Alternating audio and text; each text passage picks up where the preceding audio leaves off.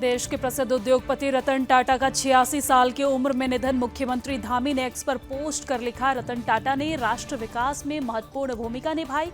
उनका जीवन हम सभी के लिए प्रेरणा स्रोत।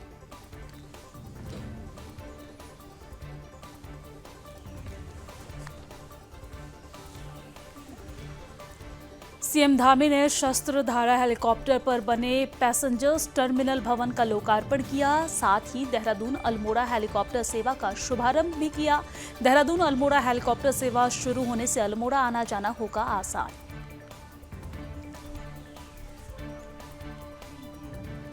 हल्द्वानी में बाहरी व्यक्तियों की खरीदी गई जमीन की होगी जांच। डीएम ने उपजिलाधिकारी को जारी किया आदेश। 15 दिन के अंदर खरीदी गई जमीनों की जांच के निर्देश। जांच में दोषी पाए जाने पर होगी सख्त कार्रवाई। सुदर्शन न्यूज की खबर का बड़ा असर। कुछ ही घंटों में पुलिस ने 2 थूक जिहादी को गिरफ्तार किया। मसूरी में थूक डालकर बना रहे थे चाय। देहरादून चेकपोस्ट आशा रोड़ी पर गिरफ्तारी। घटना की पूछताछ जारी।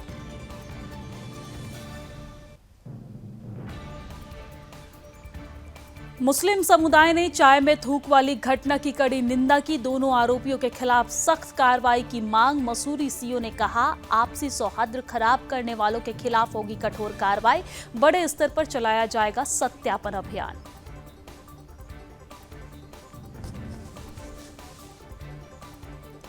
बद्रीनाथ केदारनाथ समिति ने जारी किया मंदिरों में प्रसाद गुणवत्ता के लिए एसओपी। तिरुपति बालाजी मंदिर में प्रसाद विवाद के बाद लिया गया निर्णय। प्रसाद बनाने वाले कर्मचारियों को स्वच्छता के खास निर्देश। साल में एक बार भोग प्रसाद का होगा फूड सेफ्टी ऑडिट।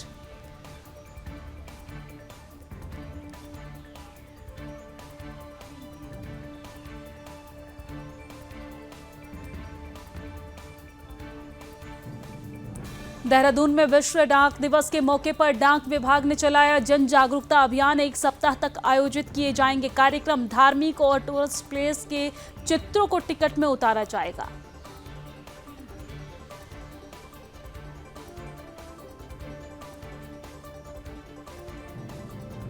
केदारनाथ विधानसभा के आगामी उपचुनाव को लेकर कांग्रेस की तैयारियां शुरू। प्रत्याशी चयन को लेकर शुरू किया आंतरिक सर्वे। पीसीसी को दी जाएगी सर्वे रिपोर्ट। प्रत्याशी के बारे में लोगों और कार्यकर्ताओं से लेंगे फीडबैक।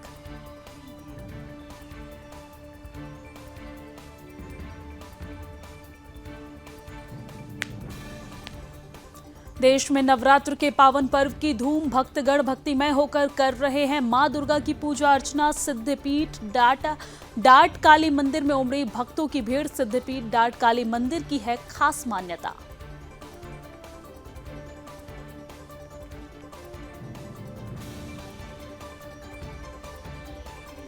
दशहरा पर्व पर देहरादून में अग्निशमन विभाग ने की पूरी तैयारी। अग्निशमन विभाग के अधिकारियों ने कहा, प्रशासन की अनुमति के बिना रावण का दहन नहीं होगा। भीड़ भाड़ वाले इलाकों में फायर टेंडरों को नियुक्त किया जाएगा।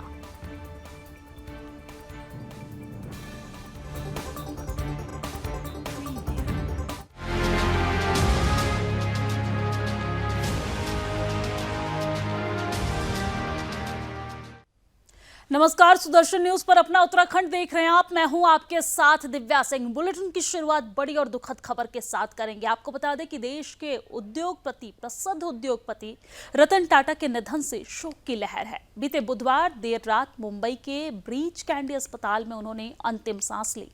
वो लंबे समय से बीमार चल रहे थे। रतन टाटा के निधन पर उत्तराखंड के मुख्यमंत्री पुष्कर सिंह धामी ने दुख जताया है। उन्होंने सोशल मीडिया पर पोस्ट कर लिखा है कि भारत के प्रसिद्ध उद्योगपति श्री रतन टाटा जी के निधन का अत्यंत दुखद समाचार प्राप्त हुआ है। उन्होंने देश के औद्योगिक प्रगति और सामाजिक विकास के लिए अपना संपूर्ण जीवन समर्पित किया है। उनका दृष्टिकोण, समर्पण और व्यावसायिक कुशलता न केवल टाटा समूह को नई ऊंचाइयों तक ले गई, बल्कि राष्ट्र के विकास में भी महत्वपूर्ण भूमिका का निर्वहन किया है। उद्योगपति रतन टाटा के 86 साल की उम्र में निधन पर मुख्यमंत्री पुष्कर सिंह धामी ने दुख जताया है। राष्ट्र विकास में महत्वपूर्ण भूमिका का निर्वहन किया, ऐसा पोस्ट करते हुए एक्स पर मुख्यमंत्री पुष्कर सिंह धामी ने लिखा है। उन्होंने ये भी लिखा कि उनका जीवन हम सभी के लिए प्रेरणा का स्रोत है।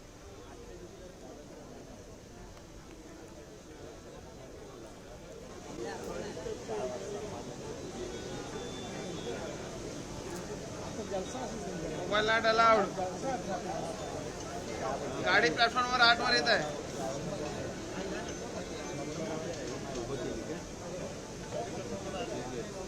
किती बॅटरी तुझ्या याच्यात? काय काय किरण ए सर्व आला काम तो एकटाच काम करतो का?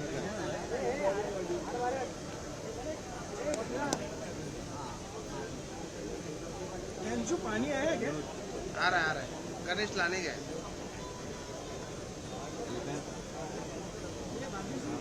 आला का दोपहर?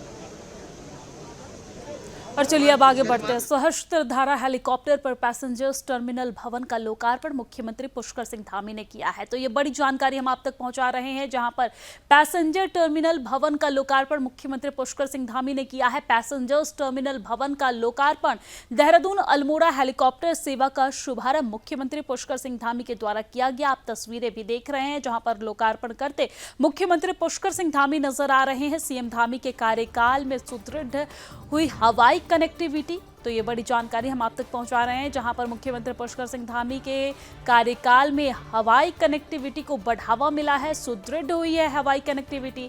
देहरादून अल्मोड़ा हेलीकॉप्टर सेवा शुरू होने के फायदे, और आपको ये बता दें कि लोगों के लिए अल्मोड़ा आना जाना अब आसान होगा। तो ये बड़ी जानकारी हम आप तक पहुंचा रहे हैं, जहां पर देहरादून अल्मोड़ा हेलीकॉप्टर सेवा का शुभारंभ हो गया है और इससे लोगों को लाभ मिलेगा। लोगों के लिए अल्मोड़ा आना जाना अब बेहद आसान होगा। आपको ये जानकारी दे दें कि देहरादून अल्मोड़ा हेलीकॉप्टर सेवा शुरू होने के लोगों के फायदे मिलेंगे, लोगों को इसके फायदे मिलेंगे, लोगों को अल्मोड़ा आना अब आसान होगा। आपको ये भी जानकारी दे दें कि सीएम धामी के कार्यकाल में हवाई कनेक्टिविटी सुदृढ़ हुई है।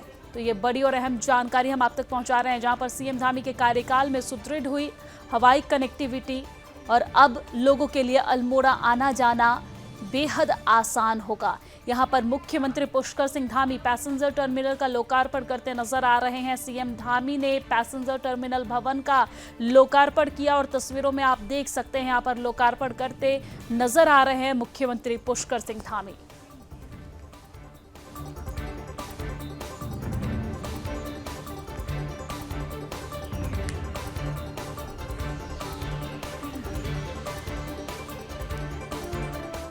मुख्यमंत्री पुष्कर सिंह धामी ने नैनीताल जिले में राज्य के बाहरी व्यक्तियों के भूमि खरीदने के लिए अनुमति की शर्तों के उल्लंघन के मामले की जांच कराए जाने को लेकर नैनीताल के डीएम वंदना सिंह को निर्देश दिए हैं, जिसके बाद डीएम वंदना सिंह ने जिले के सभी उपजिलाधिकारी को आदेश जारी करते हुए 15 दिन के भीतर विशेष अनुमति लेकर खरीदी गई जमीन की जांच करने के निर्देश दिए हैं, जिसके बाद सभी उपजिलाधिकारी ने कार्रवाई शुरू करने की बात कही है। हल्द्वानी के उपजिलाधिकारी परितोष वर्मा ने बताया कि नैनीताल जिले में बाहरी लोगों की खरीदी गई जमीन की जानकारी जुटाने के कार्य शुरू कर दिए गए हैं। राज्य से बाहरी लोगों ने जिले में कितनी तहसील के अंदर जमीन खरीदी है, इसके जांच के लिए तहसील को आदेश दिए गए हैं।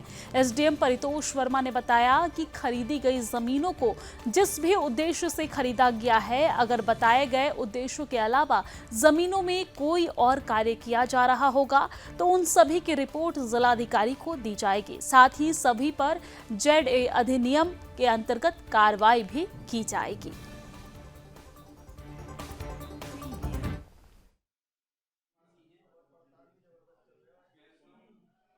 क्या पूरा मामला है? जिलाधिकारी महोदय द्वारा जो बाहरी व्यक्ति द्वारा इस राज्य में भूमि क्रय की गई है, इसमें जांच के आदेश दिए गए और जितने भी व्यक्तियों द्वारा यहाँ पर तहसील के अंतर्गत भूमि क्रय की गई है, उनकी जांच के लिए प्रकरण तहसील को भेजे गए और जांच करने के निर्देश दिए गए। यदि किसी व्यक्ति द्वारा जिस प्रयोजन में के लिए अनुमति मिली थी उससे भिन्न प्रयोजन हेतु भूमि उपयोग में लाई जाएगी तो उसका विरुद्ध आख्या जिलाधिकारी महोदय को प्रेषित भी की जाएगी और जो नियमानुसार कार्रवाई जेडए के अंतर्गत बनती है वो की जाएगी। देखिए, जेडए अधिनियम में जो भी व्यवस्था होगी उसके तहत इसमें कार्रवाई की जाएगी यदि वायलेशन पाया जाए।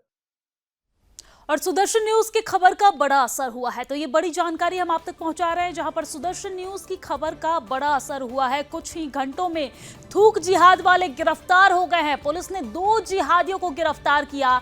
मसूरी में थूक डालकर चाय बना रहे थे ये दोनों जिहादी, और जिहादियों के नाम मोहम्मद नौशाद और हसन बताए जा रहे हैं। देहरादून चेकपोस्ट आशा रोड़ी पर गिरफ्तारी पुलिस कर रही है। घटना की पूछताछ, और आपको बता दें सुदर्शन न्यूज की खबर का बड़ा असर हुआ है। हम लगातार प्रमुखता से इस मुद्दे को उठाते नजर आए। आपको बीते दिन आपने देखा होगा कि किस तरीके से हम इस मुद्दे को उठाते रहे और उस पर कार्रवाई की मांग करते रहे, जिसके बाद अब बड़ी सफलता हाथ लगी है। पुलिस प्रशासन ने 2 जिहादी को गिरफ्तार किया है। ये दोनों जिहादी थूक डालकर चाय बनाया करते थे और लोगों के बीच बेचा करते थे, जिसके बाद ये वीडियो वायरल होने के बाद इस पर कार्रवाई की मांग की जा रही थी। हम प्रमुखता से इस मुद्दे को उठाते आए और इसके बाद अब पुलिस प्रशासन ने दोनों जिहादी को गिरफ्तार कर लिया है। मामले में पूछताछ की जा रही है।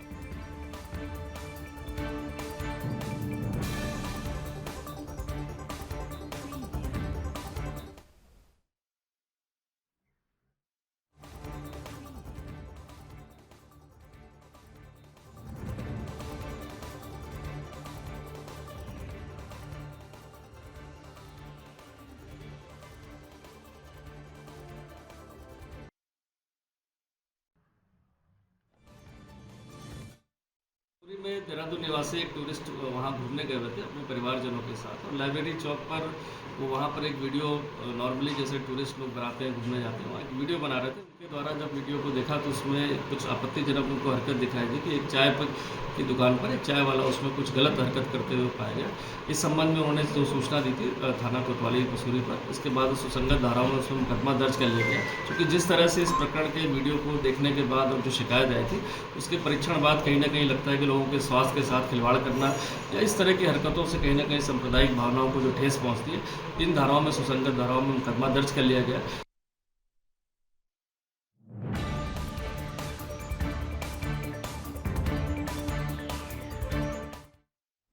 सोशल मीडिया के माध्यम से मुस्लिम समाज को संज्ञान मिला है कि मुजफ्फरनगर का एक मुस्लिम युवक मसूरी में बर्तन में थूक कर चाय बनाकर पर्यटकों को पिला रहा था, जिसके बाद उनके खिलाफ मुकदमा दर्ज हुआ है। मुस्लिम समाज का इस घटना पर कहना है कि अगर यह घृणात्मक कार्य मुस्लिम युवक ने किया है तो मसूरी मुस्लिम समाज इसकी घोर निंदा करता है।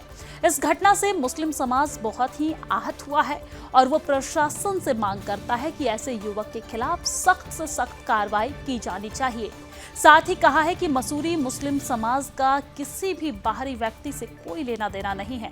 कोई बाहरी व्यक्ति मसूरी का माहौल व भाईचारा खराब नहीं कर सकता है। मसूरी में सभी धर्म के लोग बहुत ही भाईचारे और शांति से रहते हैं, जिसकी मिसाल आज तक कायम है। मुस्लिम समाज पूर्ण रूप से गलत गतिविधियों का विरोध करता है और अगर कोई भी व्यक्ति समाज में ऐसा कार्य करता है जिससे समाज को हानि व किसी भी धर्म के प्रति कोई ठेस पहुंचती है तो मसूरी मुस्लिम समाज उनका पूर्ण रूप से बहिष्कार करता है। मसूरी सीओ अनुज आर्य ने कहा कि सोशल मीडिया पर एक वीडियो वायरल हो रहा था जिसमें थाने में शिकायत दर्ज की गई, जिसमें मुकदमा पंजीकृत किया गया। उन्होंने कहा कि दोनों आरोपियों को पुलिस ने गिरफ्तार कर लिया। किसी भी व्यक्ति को मसूरी में आपसी सौहार्द खराब करने का अधिकार नहीं है। जो भी व्यक्ति समाज की शांति भंग और बवाल करते हुए नजर आया तो उसके खिलाफ कठोर कार्रवाई की जाएगी। उन्होंने कहा कि मसूरी में जल्द बड़े स्तर पर सत्यापन अभियान चलाया जाएगा। साथ ही जो लोग बिना सत्यापन और बाहर से आए हैं उनके खिलाफ कार्रवाई भी की जाएगी। एक सोशल मीडिया पर वीडियो वायरल हो रहा था जिसके संबंध में थाना पे एक तहरीर प्राप्त हुई थी, जिसमें हमने अभियोग पंजीकृत कर दिया है और जो अभियुक्त हैं इसमें इनकी गिरफ्तारी के लिए टीम रवाना है और इसमें विधिक कार्रवाई अमल में लाई जा रही है। यहाँ पे मुस्लिम समुदाय के लोग और जो यहाँ पे हमारे व्यापार मंडल जिसमें दोनों समुदाय के लोग हैं, विभिन्न समुदाय के लोग हैं, सभी के द्वारा आपसी सौहार्द बनाने के लिए एक ज्ञापन हमें भी दिया गया है जिसको रिसीव किया गया है और इनके द्वारा ये बताया गया कि इस प्रकार का कोई भी व्यक्ति अगर किसी भी धर्म समुदाय से अगर बिलोंग करता है तो उसके कृत्य को किसी भी प्रकार से नज़रअंदाज ना किया जाए। इस मामले में तो बहुत ही सतर्क रहना पड़ता है, क्योंकि कोई एक व्यक्ति जो है गलत काम करता है उसमें सारा समाज जो है भुगतता है। ये बहुत ही निंदा वाली बात है, क्योंकि अगर ये काम हुआ है आज तक तो हमने सुना नहीं, ये कितने दिन पहले हुआ है। अगर ये हुआ है बहुत गलत है ये, क्योंकि ये जो है पर्यटक, ये जो है टूरिस्ट प्लेस है, यहाँ पे ऐसा होना भी नहीं चाहिए। यहाँ पे सारे वर्ग के लोग, सारे समाजों के लोग जो है इकट्ठे रहते हैं। अगर जिस बंदे ने ये किया है, बहुत गलत किया है, उसको सख्त से सख्त सज़ा दी जाए। इसके अंदर सबसे पहले बात तो ये है कि जो ये बाहर से आने वाले व्यक्ति हैं, इन पे जो है सख्त कानूनी कार्रवाई होनी चाहिए और मुस्लिम समाज इसका पूर्ण रूप से विरोध करता है। मुस्लिम समाज शुरू से और चलिए आगे बढ़ते हैं। हर साल 9 अक्टूबर को विश्व डाक दिवस मनाया जाता है। विश्व डाक दिवस के मौके पर डाक विभाग की ओर से लोगों को जागरूक करने के लिए कई तरह के जागरूकता अभियान भी चलाए जाते हैं। इसी कड़ी में उत्तराखंड की राजधानी देहरादून में भी जन जागरूकता अभियान के तहत कई कार्यक्रम आयोजित किए जा रहे हैं। एक सप्ताह तक चलने वाले इन कार्यक्रमों में डाक विभाग की ओर से आम जनता के लिए चलाई जाने वाली योजनाओं और उनसे लाभ के विषय में जनता को जागरूक किया जाएगा। Chief post master general Uttarakhand Dehradun circle Shashi Shalini Kujur ने बताया है कि डाक विभाग की ओर से आम जनता के लिए कई योजनाएं चलाई जा रही है, जिनका वो समय समय पर लाभ उठा सकते हैं। उन्होंने ये भी बताया है कि उत्तराखंड में पर्यटन और तीर्थटन के लिए काफी संख्या में लोग आते हैं। उनके याद के लिए डाक विभाग की ओर से तमाम धार्मिक और टूरिस्ट प्लेस के चित्रों को डाक टिकटों में उतारा जाएगा। इसके अलावा और भी कई महत्वपूर्ण बातें हैं। उन्होंने बताया कि एक सप्ताह तक आयोजित किए जाने वाले इन कार्यक्रमों में पत्र लेखन और पेंटिंग प्रतियोगिता भी मुख्य आकर्षण का केंद्र है।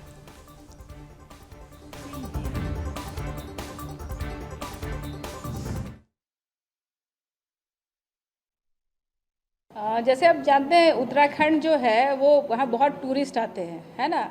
और पहले से ही ये लोगों के बीच में रहता है, कहीं कोई टूरिस्ट प्लेस में जाते हैं तो वो पिक्चर पोस्ट कार्ड लेके उसको पोस्ट करते हैं अपना एक मेमोरीज रखने के लिए, यादगारी के लिए। तो हम लोग के पास ये डिमांड आती रही कि आप लोग चाहते हैं कि पिक्चर पोस्ट कार्ड है कि नहीं। तो मैंने आने के बाद फिर हमारे डीपीएस अनुसुईया है, उनसे फिर हमने डिस्कस किया कि लोग को डिमांड है। हमारे गांव के जैसे मैं गई थी वो 4 दुकान, वहाँ पे हमारे एक ब्रांच ऑफिस है। तो मैंने उनसे पूछा कि यहाँ पे लोग किस तरह की सेवाएं लेते हैं। तो उनका वही कहना था कि यहाँ टूरिस्ट ज़्यादा आते हैं, तो उनका डिमांड रहता है। लोग पूछते हैं कि उत्तराखंड के ऊपर कोई पिक्चर पोस्ट कार्ड है आपके पास, तो हम लोग यहाँ से पोस्ट करेंगे। तो उसी से मेरे दिमाग में बात आई कि इतनी सारी जगहें हैं, लोग चाहते भी हैं, तो हम लोग यहाँ के जो सुंदर सुंदर जगहें हैं, जो मॉन्यूमेंट्स है, हेरिटेज है, संस्कृति तो बहुत ही यहाँ की जो है वो रिच है, तो उसके ऊपर हम लोग समय समय पर हम लोग पोस्ट कार्ड निकालें। और चलिए आगे बढ़ते हैं। मंदिरों में प्रसाद गुणवत्ता के लिए एसओपी जारी। तो ये बड़ी जानकारी हम आप तक पहुंचा रहे हैं, जहां पर अब मंदिरों में प्रसाद गुणवत्ता के लिए एसओपी जारी होगा। बद्रीनाथ केदारनाथ समिति ने जारी की एसओपी। तिरुपति मंदिर में प्रसाद विवाद के बाद ये निर्णय लिया गया है। प्रसाद तैयार करने और इस्तेमाल होने वाली खाद्य सामग्री भंडारण के निगरानी में दिशा निर्देश दिए गए हैं। प्रसाद सामग्री विश्वसनीयता व्यापारी से खरीद के निर्देश दिए गए हैं। प्रसाद बनाने वाले कर्मचारियों को स्वच्छता के खास निर्देश दिए गए हैं। गुणवत्ता शुद्धता जांच के लिए नियमित रूप से निगरानी की बात कही गई है। साल में एक बार भोग प्रसाद का फूड सेफ्टी ऑडिट होगा। और आपको ये भी जानकारी दे दें कि अधिकृत प्रयोगशाला में होगी खाद्य सामग्री की जांच और मंदिरों में प्रसाद गुणवत्ता के लिए एसओपी जारी होगा। बद्रीनाथ केदारनाथ समिति ने जारी की एसओपी। तो ये बड़ी और अहम जानकारी हम आप तक पहुंचा रहे हैं, जहां पर तिरुपति प्रसादम के मामले के बाद अब जगह जगह पर खाद्य सामग्री की जांच की बात हो रही है। खास तौर पर प्रसादों की गुणवत्ता को लेकर खास तौर पर निर्देश यहां पर जारी किए गए हैं। मंदिरों में प्रसाद गुणवत्ता के लिए एसओपी जारी और बद्रीनाथ केदारनाथ समिति ने एसओपी जारी की है। आपको ये जानकारी दे दें कि तिरुपति मंदिर में प्रसाद विवाद के बाद ये निर्णय लिया गया है और प्रसाद तैयार करने के लिए जो भी सामग्री इस्तेमाल की जाती है उसकी भी जांच की जाएगी। स्वच्छता का भी विशेष तौर पर ध्यान रखने की बात कही गई है।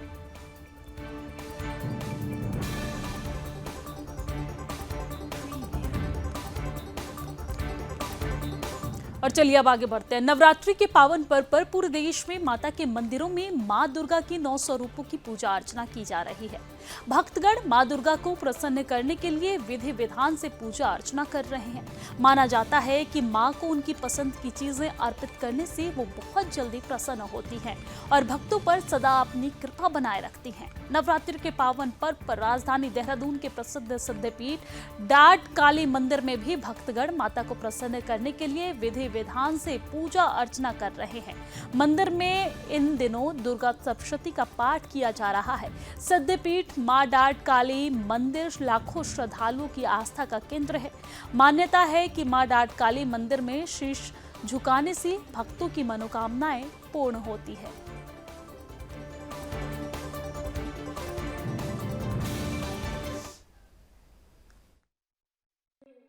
हर वर्ष की भांति इस वर्ष भी जो हमारे नवरात्र चल रहा है, आप देख ही रहे कि भीड़ जो है वो माता रानी के दर पे आते हैं। और आप जानते हैं कि हमारे देहरादून की रक्षा करने वाली, कहते हैं ना कि द्वार पे हमारी माता रानी हमारे देहरादून की रक्षा करती है, उत्तराखंड की रक्षा करती है। उसमें जितने भी भक्तजन है वो सुबह 3:30 बजे से यहाँ पर लाइन लगा के माँ के दर्शन करते हैं। और जैसे कि आपको पता है कि आज सप्तमी है और 12 बजे से अष्टमी लग जाएगी। उस वजह से अष्टमी की वजह से आज भीड़, जो भक्तजनों की भीड़ है, वो लंबी लाइन लगती आ रही है। माता रानी का पावन पर्व चल रहा है। इस अवसर में मैं सुदर्शन टीवी वालों को बहुत बहुत बधाई देता हूँ और माता का आशीर्वाद देते हैं कि माँ आपका चैनल पूरे उत्तराखंड और भारतवर्ष में अच्छी तरह से फैले। और आजकल यहाँ पर विशेष पूजा चल रही है माता रानी की। 11 ब्राह्मण द्वारा यहाँ पाठ किया जा रहा है और रोज सुबह पहली आरती 3 बजे, दूसरी आरती 8, साढ़े 8 बजे, 8:30, 9 बजे, तीसरी आरती 3, साढ़े 3 बजे और चौथी आरती 8, साढ़े 7, 8 बजे होती है। और उस बीच में पंडितों द्वारा पाठ किया जा रहा है। और अभी कभी तो काल रात्रि है, उसके बाद अष्टमी हो जाएगी, इसमें विशेष आयोजन किया जाएगा। काल रात की यहाँ विशेष पूजा करी गई थी रात को।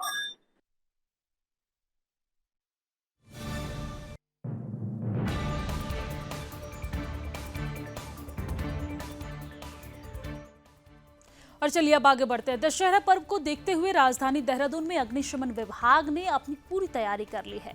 अग्निशमन विभाग के अधिकारी सुरेंद्र चंद्र रवि ने बताया है कि बिना प्रशासन की अनुमति के कहीं पर भी रावण के पुतले का दहन नहीं होगा। उन्होंने कहा कि जहां जहां पर इस तरह के आयोजन होते हैं उसके लिए जिलाधिकारी और सिटी मजिस्ट्रेट से अनुमति मिलने के बाद ही वहां पर रावण के पुतले का दहन किया जाएगा। इसके अलावा पुतला दहन से पहले कई तरह से सुझाव भी दिए जाएंगे। उन्होंने कहा कि जहां जहां पर भी ज्यादा भीड़ भाड़ की संभावना होगी वहां पर पहले से ही फायर टेंडरों को नियुक्त किया जाएगा।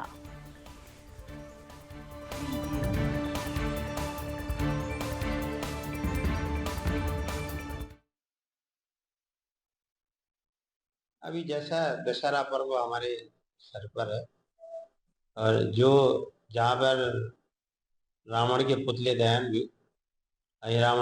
दहन होते हैं वहाँ बिना परमिशन के हमारी पुतले दहन नहीं होते हैं।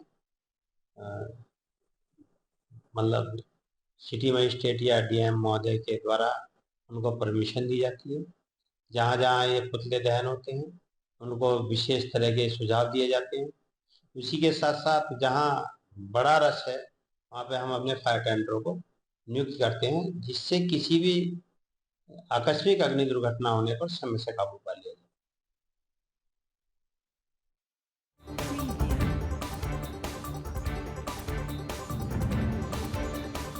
और श्री कुंजापुरी पर्यटन विकास मेले में महिला और पुरुष वर्ग सहित छोटे बच्चों के लिए खेलों का आयोजन किया गया। लगभग 2 दर्जन खेलों में वॉलीबॉल, बैडमिंटन, शतरंज, half marathon, kabaddi, football, shooting, mehndi, rangoli, musical race जैसे प्रतियोगिताओं के आयोजन के साथ छोटे बच्चों के लिए भी जलेबी, बोरा और म्यूजिकल चेयर रेस का आयोजन किया गया। पूरा शहर दिन में खेल कूद की रौनक से भरपूर तो रात को सांस्कृतिक कार्यक्रमों के कई रंगों में रंगा रहा।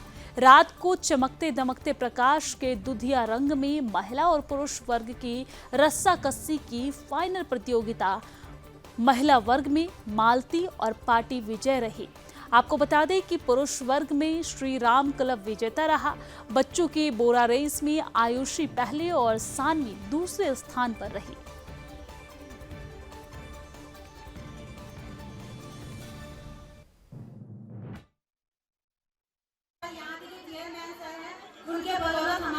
रस्साकसी हुआ है यहाँ पे। हमें बड़ी खुशी है कि चेयरमैन हम लेडीजों के रस्साकसी में मतलब कि हमें खेलने का मौका दिया जाता है और हम हर साल के विनर रहे हैं।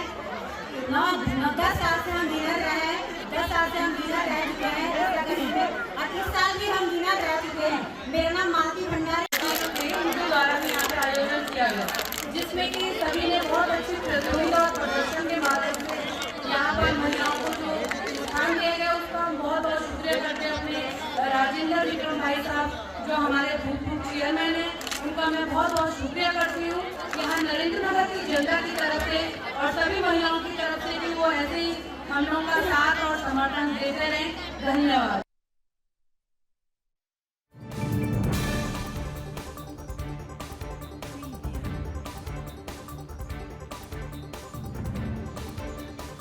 विधानसभा के आगामी उपचुनाव के लिए कांग्रेस ने प्रत्याशी चयन को लेकर आंतरिक सर्वे शुरू कर दिया है। सर्वे रिपोर्ट आने के बाद कांग्रेस पर्यवेक्षक विधानसभा जाएंगे और प्रत्याशी के बारे में आम लोगों के साथ ही कार्यकर्ताओं से फीडबैक लेंगे। आपको बता दें कि बद्रीनाथ और मंगलौर विधानसभा उपचुनाव में जीत दर्ज करने वाले कांग्रेस केदारनाथ विधानसभा उपचुनाव में भी बीजेपी को कड़ी टक्कर देने की तैयारी कर चुकी है। कांग्रेस के प्रदेश अध्यक्ष करण माहरा ने बताया कि आंतरिक सर्वे की रिपोर्ट और पर्यवेक्षकों की रिपोर्ट के आधार पर प्रदेश कांग्रेस कमेटी प्रत्याशियों का पैनल शीर्ष नेतृत्व को भेजेगी। केदारनाथ विधानसभा उपचुनाव के लिए कांग्रेस प्रत्याशी चयन की दिशा में सर्वे किया जा रहा है। उन्होंने बताया कि संभवतः 16 और 17 अक्टूबर तक सर्वे रिपोर्ट पीसीसी के पास पहुंच जाएगी।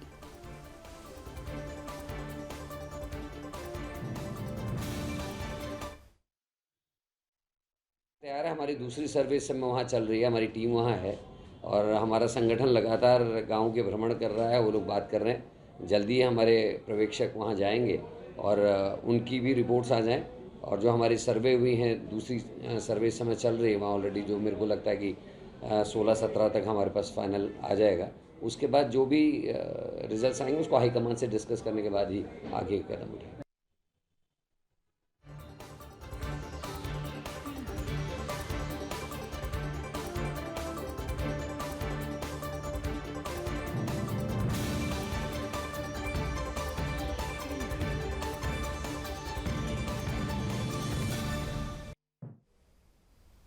और अपना उत्तराखंड की खबरों में फिलहाल के लिए इतना ही, लेकिन देश और दुनिया की तमाम खबरों के लिए आप देखते रहिए सुदर्शन न्यूज।